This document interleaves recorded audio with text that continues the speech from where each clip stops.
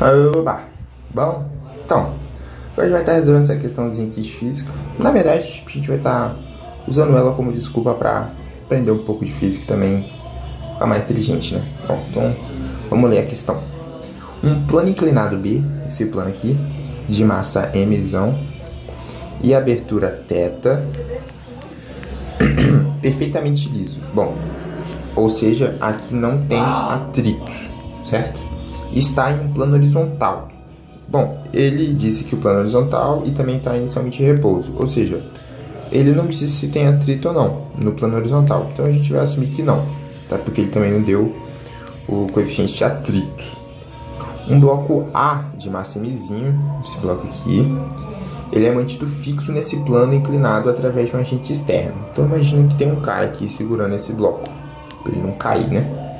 Em determinado momento, o agente externo subitamente abandona o bloco e passa a exercer uma força F no plano inclinado. Confira a figura abaixo. Determine... Bom, aliás, até agora é uma questão, então, falando de massa, né? Massa mzão, massa mzinho e força. Determine a aceleração do sistema para que o bloco A não deslize sobre o plano inclinado. Bom, então, uma questão que fala de força, fala de massa e fala de aceleração. Então, obviamente, a gente vai usar a segunda lei de Newton para resolver essa questão. Porém, existe um detalhe aqui, porque olha bem para essa figura. Então, quer dizer que tinha um agente externo segurando o bloco A, né? Ele vai deixar de segurar e ele vai passar a aplicar uma força F. E ele pergunta qual que é a aceleração do sistema para que o bloco A não deslize sobre o plano inclinado. Bom, a massa, ela precisa de uma força para ela se movimentar, né? Ou seja, para ela deslizar. E quando o agente externo deixa de segurar o bloco A, não tem nada, fazendo com que não tem nenhuma aceleração fazendo com que o bloco A se mova. Então, teoricamente, a força aqui que teria que ser aplicada seria igual a zero e a aceleração do sistema teria que ser igual a zero. Afinal de contas, se não aplicar nenhuma força, não tem nenhuma força agindo no bloco A e ele ia ficar paradinho, ele não ia deslizar. Só que fica muito sem graça, né? Se a questão ficasse assim. Então, provavelmente quem idealizou a questão queria dizer que também está agindo uma gravidade aqui, para baixo, certo? Se existe uma gravidade para baixo, aí sim começa a ter graça.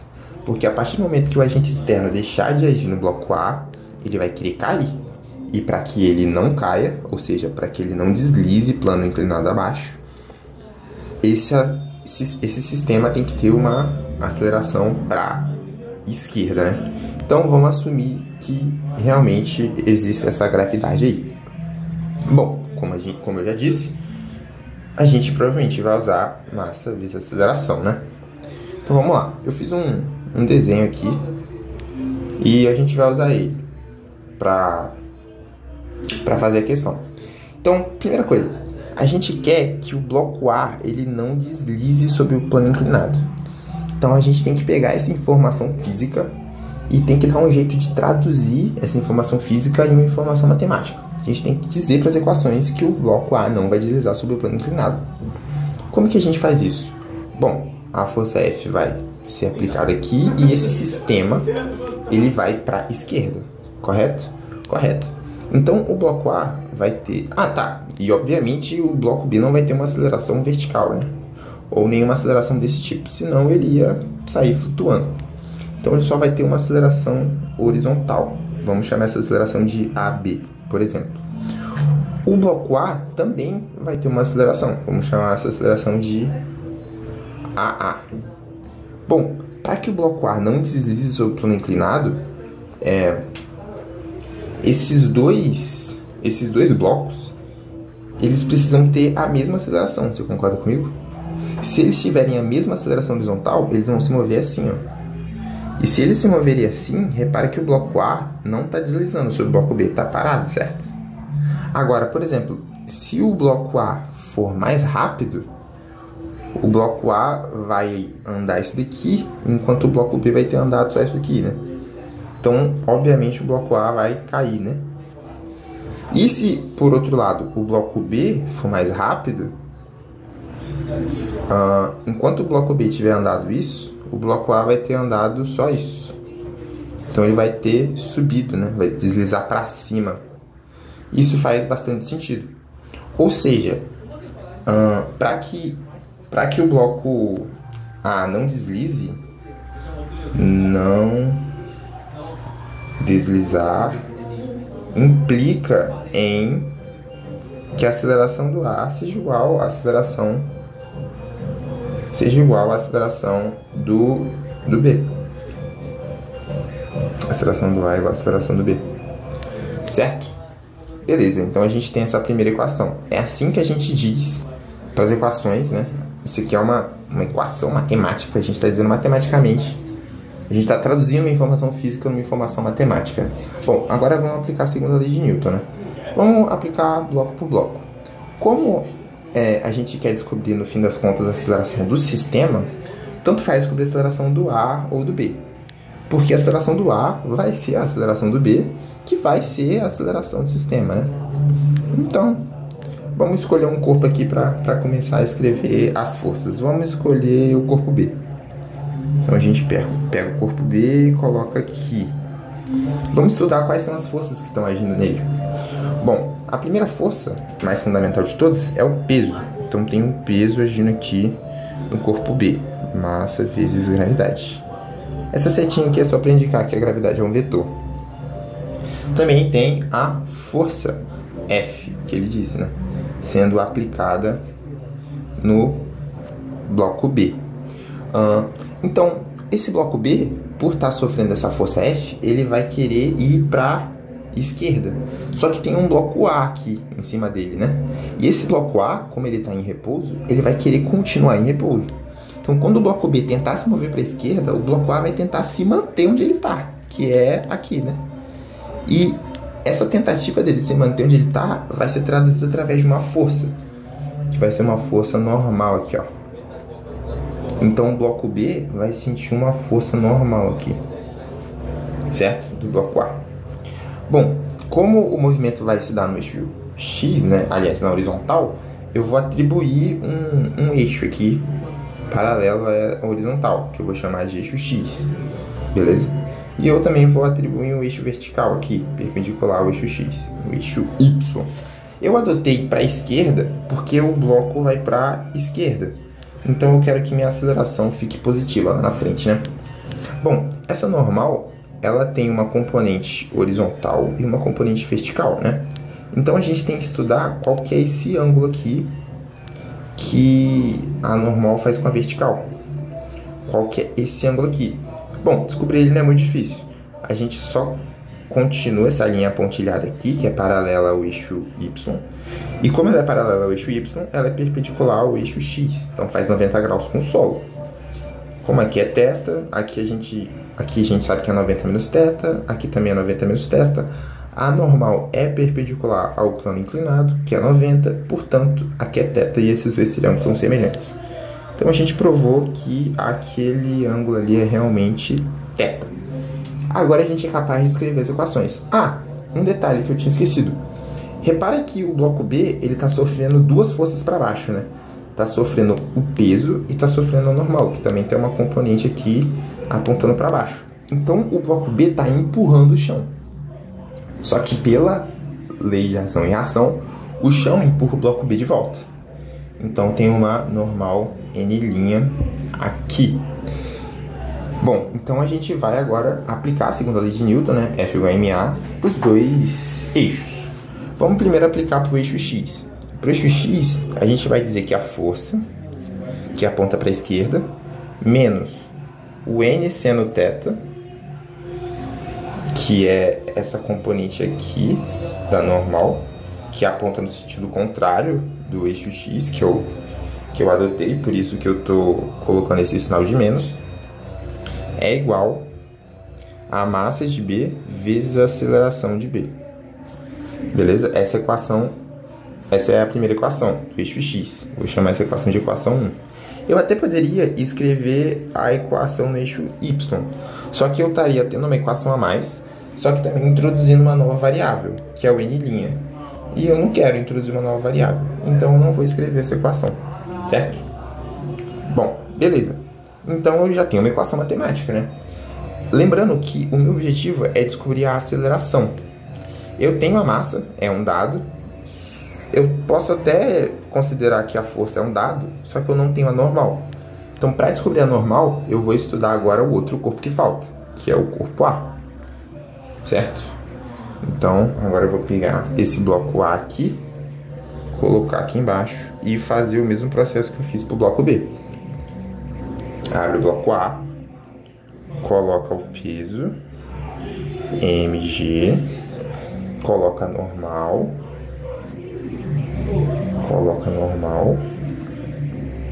A rigor, como eu chamei esse vetor que aponta para cá de n, esse vetor aqui era para ser o menos n, né? Porque é o sentido oposto, ação e reação. Mas isso não tem muita importância, não. Quer dizer, tem, né? Mas não vai fazer muita diferença nas nossas contas. Bom, a gente sabe que esse bloco aqui, ele faz θ com a horizontal, certo?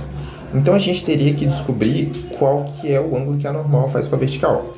Só que essa normal, ela sempre está perpendicular ao bloco, né? Então a gente pode considerar que a normal junto com o bloco é um objeto inteiro, certo?